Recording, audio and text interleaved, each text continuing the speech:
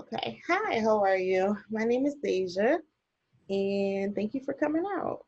Um, I wanted to talk to you a little bit. I know you came in here and wanted to speak with me, but um, before we talk, I do want to let you know about something called confidentiality. It is basically so anything that you tell me, it doesn't, it stays in this room, but I also want you to know that I will conference it with like my supervisor and management in case something happens, and just for me to get like a better intake on your situation. So it won't go to anybody that you know personally, but everything that you do tell me, I will conference with my supervisor. Is that okay? Yes, I So, understand. okay. So what's going on? What brings you here? I guess I'm feeling a little anxious, a lot anxious, and sometimes getting a little bit depressed, concerning what's going on right now. Going back and forth into work Mhm. when with the pandemic, one of my coworkers did test positive for COVID, and I really don't want to bring those things home to my daughter. And with being a social worker, my job is more demanding in certain areas, and we do have to go into the office. It's just a lot of anxiety going um, in regards to that. Sorry that you had to go through that. That's like really rough, and I can see why you will be anxious about this. And what's it's crazy what's going on right now, and that you have a daughter that you have to protect, but also have to go to work and get some money. And it's a shame that someone actually tested positive, so you have a closer connection with that. Um, and I'm listening to you talk a bit about it, and I think that something that we call cognitive behavioral therapy, which is short CBT, will be very useful for you and your anxiety. I work with it a lot with anxiety, panic attacks, depression. Um, and so basically, have you heard about CBT or anything like that? I heard about it. Yeah. Mhm. So just to refresh your memory, so it goes from thoughts, behaviors, and emotions. So what we think affects how we feel and act, and then what we do affects how we think and feel, and what we feel affects how we think and act. So with going with the CBT and anxiety, um, I'll be working with you to help with your thoughts and the cognitive part of your brain of these emotions, also behaviors and what you can do to help decrease this anxiety, and just having you prepared for if you feel anxious in the future. And I know this is still going on, so it's likely that you will feel like this in the future. So just giving you some tips and tricks to how to kind of help you in that situation. Does that make sense? Mhm. So we'll be looking at like setting specific goals and identifying our triggers. We'll also be looking at our negative thoughts with it. So, for an example, one of your negative thoughts seems like that you were just scared to go to work, or you were scared to come home to your daughter, and that do you feel like it won't get better? Um, I yeah, within the world, I don't feel like it's getting any better. But however, I try to be cautious by washing my hands. When I come in the house, hurrying up and get on my clothes or whatever, and put them in the washer, washing my hands. Making sure I spray things down. Just taking precautions more than anything. Um, Which is good. um, yeah, and it still like and all that you do, and you try not to contract it. Of course, it seems like somebody else around you have contracted it, and they were doing those same things of prevention. So it's almost like I'm just thinking like it's. I guess I'm just waiting on it to happen. and it can be really scary, and I get that, but hopefully this will give you some ways to ease that anxiety. So it's important for us to know that we can't change the world around us, but we can change how we react to it and Yeah. how it affects us. And this is exactly what CBT teaches you, of just like, even though this is going on in the world right now, how to look at yourself as a bigger picture in it, and to make sure that you're your main priority instead of having everything around you be your priority. Does that make sense? Mm-hmm. So, like I said, it was CBT is also, we look a little bit at our automatic negative thoughts. So Mm-hmm. about automatic negative thought is just like feeling like, oh well, this is never going to change, or this is going to ruin my job. And I know you're saying your daughter, like, oh, my daughter's going to get sick, or I'm going to get sick and can't be here for my daughter, or anything like that. Um, so with those thoughts, and with CBT treatment for anxiety, we're going to be looking at like observing, recording, and like reporting those anxiety thoughts and feelings and behaviors. Uh, does that make sense? Yes. Oh, And sorry.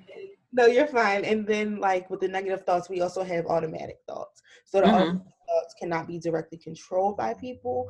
Like I said, like it's as they are reflective reactions based on the beliefs people hold about themselves. So basically, going back to my point of, you can't change the world, but you can change how you feel in it. Right. So we're gonna work a little bit on these realistic thinking, like thoughts for you. Uh, Mm-hmm. um, so I have a chart here that I'm going off of, just to make sure that I have everything and I'm typing into it. So the first part of our chart, and this is something called behavioral activation for anxiety.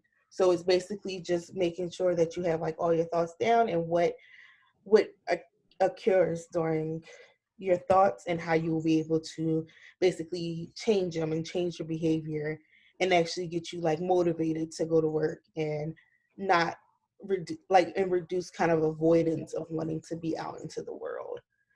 So I'm gonna ask you a few questions right now and type them in. So our first part of it is what happened. So basically our stressful life events. So, and I'm just gonna make you repeat it just so that Mm-hmm. I know, and I can write it down at What happened? Mhm. One of my coworkers were tested positive for a COVID, um, and now I'm really anxious, and I guess I'm yeah, really anxious regarding that. With going to work and still interacting with individuals at work, because I have to, because of the work that I do. Um, Mhm. make less contact with individuals as possible. And even trying to think back to the times like when I interacted with that person. Mhm. Um, Interactions. Okay. yeah, I guess my feelings are, feeling sad. I'm feeling anxious. I feel like I don't have any control over it, of course. And sometimes I actually lately been feeling depressed because my daughter lost her father recently, and she don't have anybody else other than me. And if something happens to me, And that's one reason why I don't want to bring it home. you are her main priority right now. Right. Your health and her health is what's most important.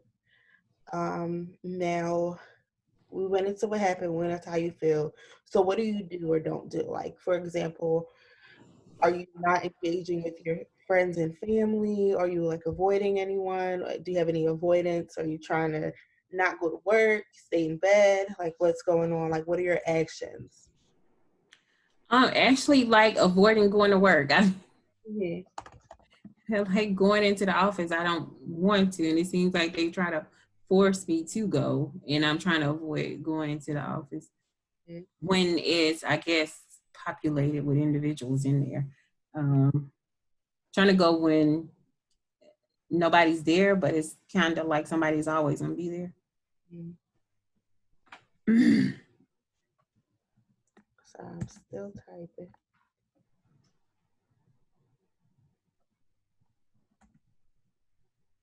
Okay. So with this, what I just filled out is called your vicious cycle. So your vicious cycle is a repeat. So it goes from what happened to how I'm feel like. So it goes from let's you what you just said. So having um someone test positive at your job, and then you're feeling like you don't have control, you're feeling depressed, and then you feel like you don't want to go to work, and then it goes back to now you're upset because you don't want to go back to work and you're feeling shut down, and then it goes back to, oh well, this isn't going to change, like your negative thoughts again. So what we do is end this cycle, of course, by using those thoughts and you have and kind of tracking your mood. So I'm gonna give you actually an example, and it's something that I use called the trap method. So triggers, response, and avoidance pattern. So the trigger is going to be the upsetting event, and you can use this in any particular area that you feel anxious in, whether it's about the COVID and the pandemic or just anything that you feel that you have anxiety about. So our Okay. trigger right now would be the COVID-19, right? Uh, Mm-hmm.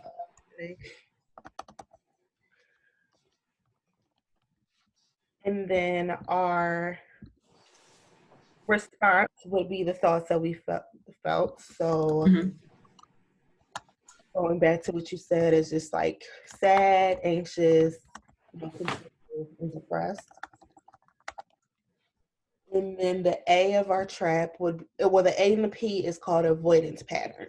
So we're going to look at specific examples of what you can do to be able to cope with these thoughts.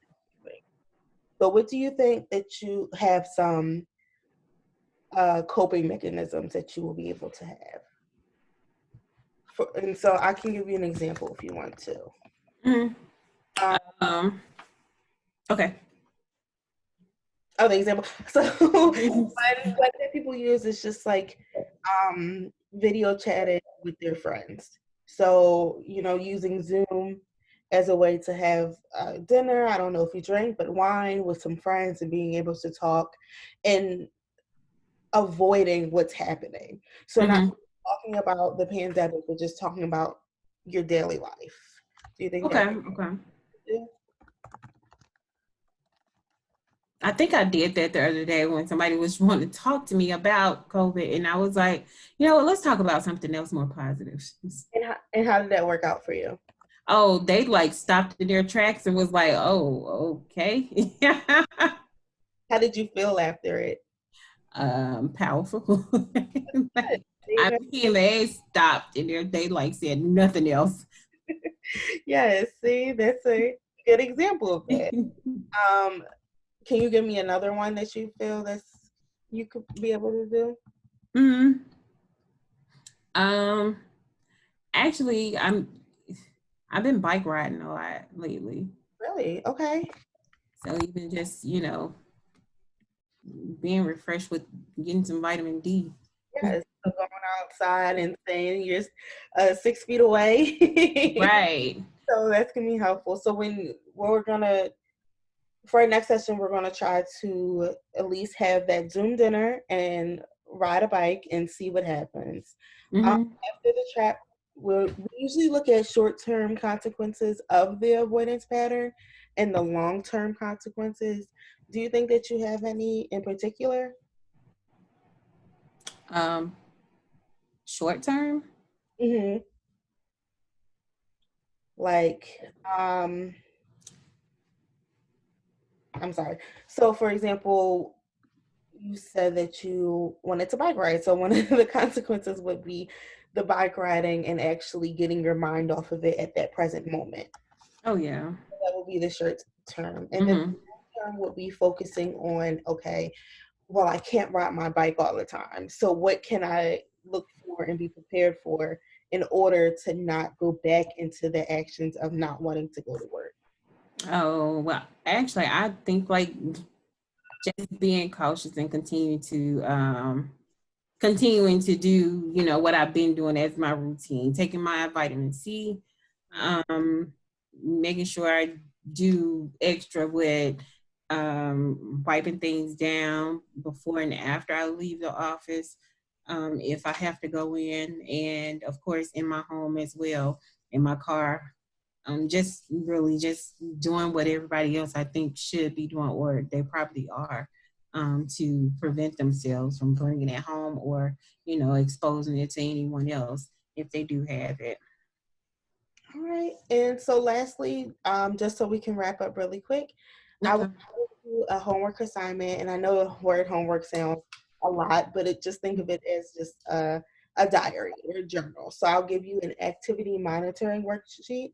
So Mhm. basically, you'll monitor your mood throughout the day and when you feel as though you get the most anxious, and when you're in a low mood, and when you're in a good mood.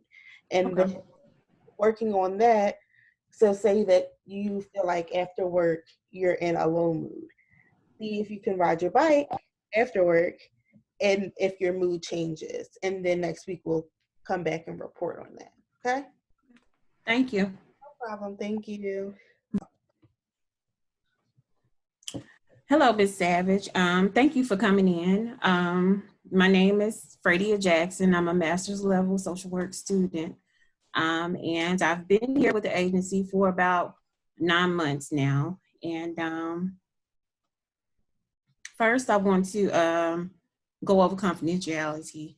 Everything we talk about will remain confidential, with the exception of writing progress notes and speaking with my supervisor in regards to what's going on if I need to consult with her. Um, can you tell me a little bit about why you're here today? Um, so as you know, we have this pandemic, and I actually decided to leave my house. I'm from Philadelphia, and come about 2 hours to New York to actually help some of the COVID patients in one of the pop-up hospitals in New York. I just got up and left. I asked my grandmama if she can babysit my kitten. I cried and just got up and left. And now that I was so excited. And now that I'm here, I just feel depressed and lonely because I don't have, my family with me, and that's my support. Um, I'm not really able to talk to them because I'm working 12-hour shifts, 7 days a week.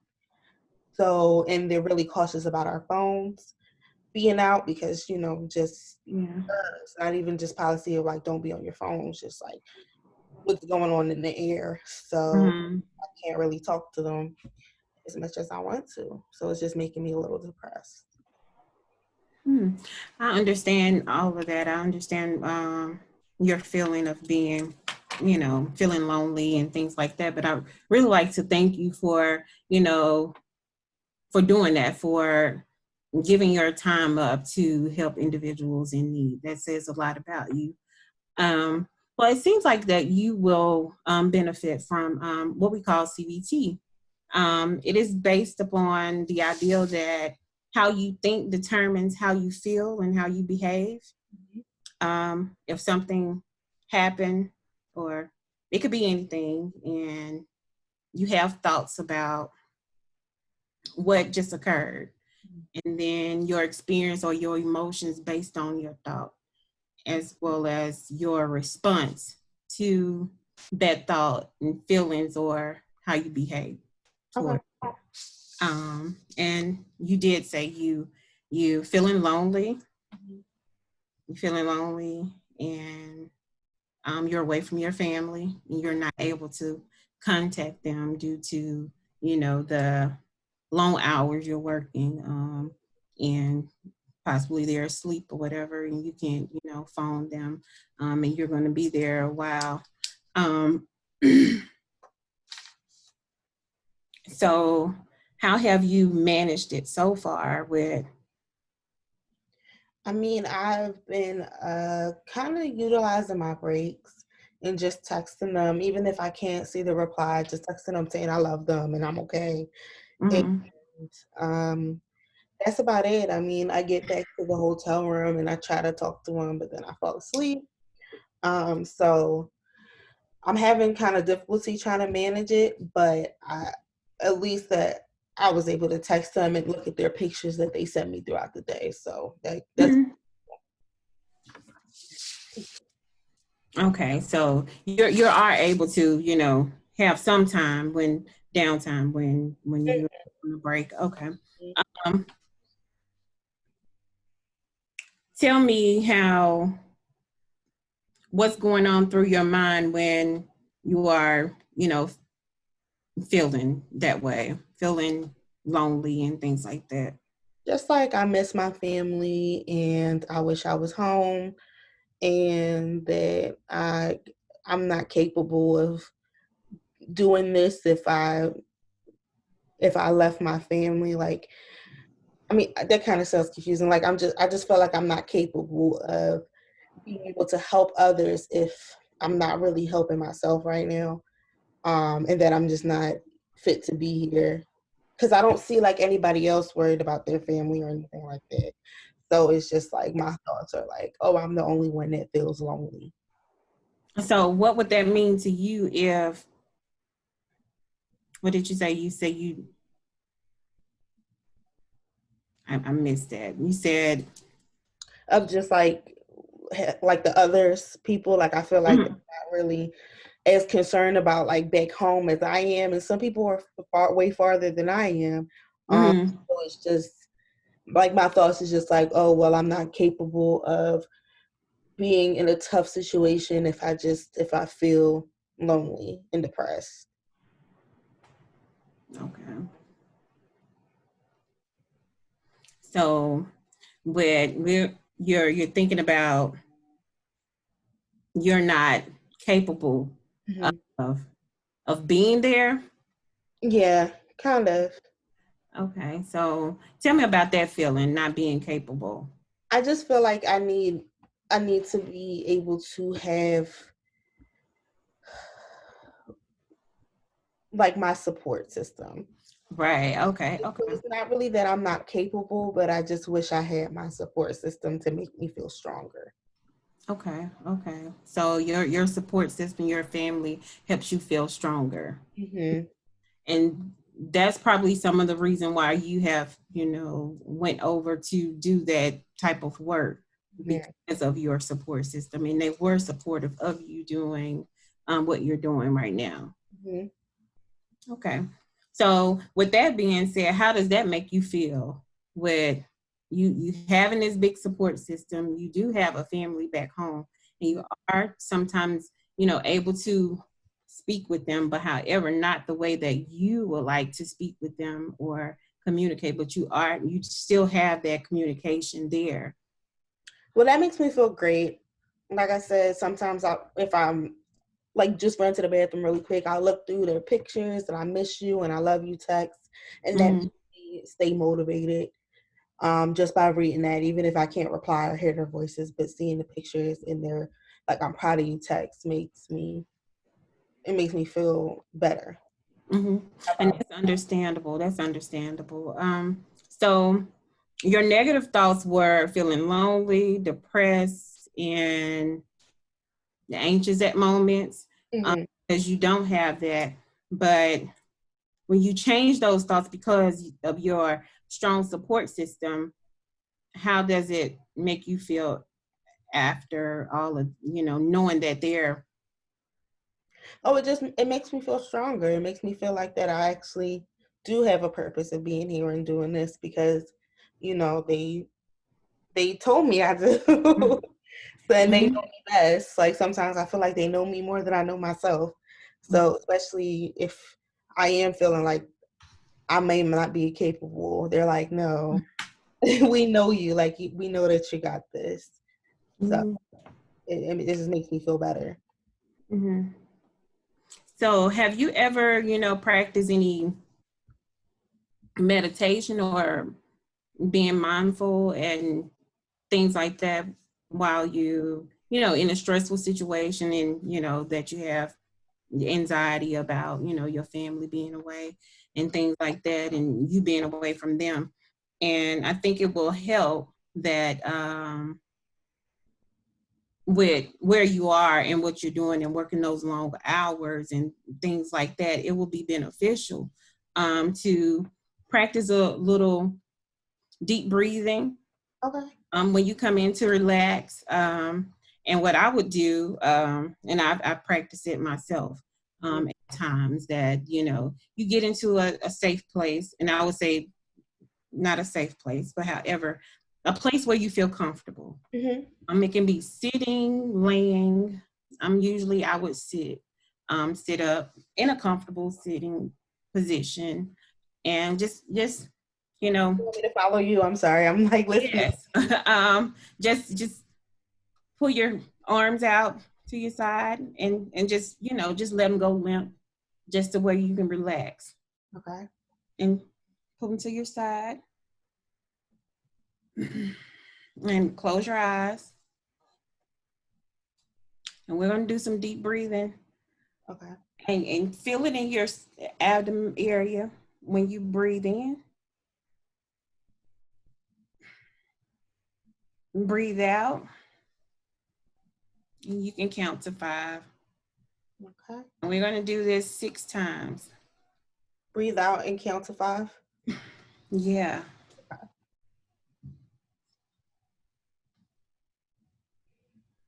And I would think, like, breathing in, just say, I'm breathing all this anxiety in and letting it all the way out. Just blow like you want to blow something down.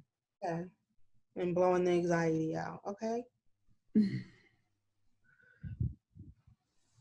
And sometimes I like to move my head around, and maybe that relaxes you, whatever relaxes you at that moment, to get the stress and tension out.